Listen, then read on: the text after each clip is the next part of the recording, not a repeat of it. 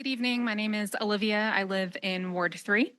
My comments here are related to the City Council's focus session. For the record, I would just like to state that I trust resident correspondence and the comments here in support of and in opposition to will be heard, listened to critically by everyone here, especially Councilmember Henkel. To begin, I want to briefly share an overview of the migrant crisis in Denver. According to the mayor, and as reported on various news outlets, more than 40,000 migrants have arrived in Denver over the past year.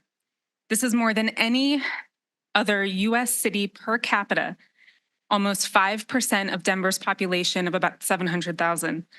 Denver's migrant crisis could cost the city up to $180 million. The mayor has actually asked agencies to reduce their budgets by 15%. By his own admission, we're the shortest and cheapest bus ticket from El Paso. To give these numbers some context, the administration spent $45,000 per person to get 1,000 homeless individuals off the streets.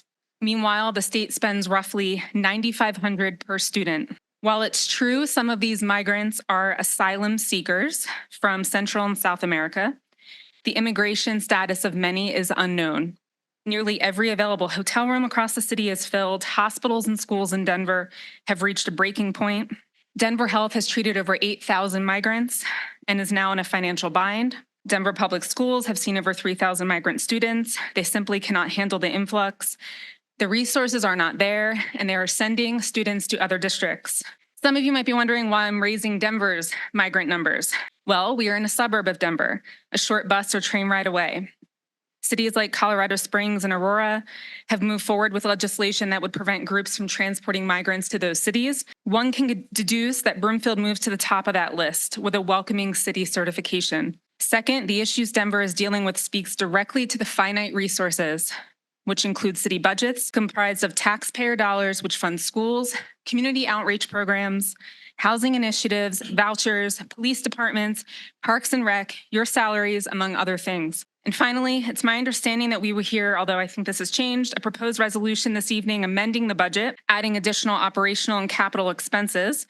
Plainly put, we already cannot pay for the things we need. Not only is Councilmember Henkel advocating for certification that will undoubtedly attract migrants, the real and complete costs of the certification are unclear, not to mention the additional costs on the city, our community, and its infrastructure. What's also unclear is what the certification means in practice.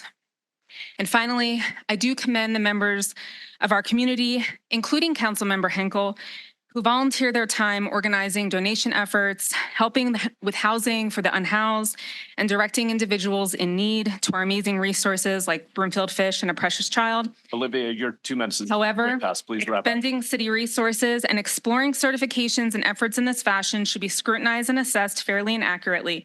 We simply do not have the money or the resources coming to our city. Thank you.